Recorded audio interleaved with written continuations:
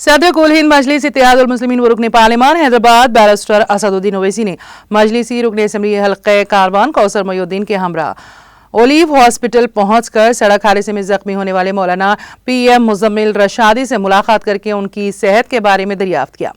इस मौके पर बैरिस्टर असदुद्दीन ओवैसी ने अस्पताल के मैनेजिंग डायरेक्टर और डॉक्टरों से भी बात की ताकि बेहतरीन तिब्बी इलाज को यकीनी बनाया जा सके। वाज़ेह है कि मौलाना PM मुजम्मिल जो शिवाजी नगर बेंगलुरु के रहने वाले हैं, बेंगलुरु से सफर करते हुए कामारेड्डी में हादसे का शिकार हुए।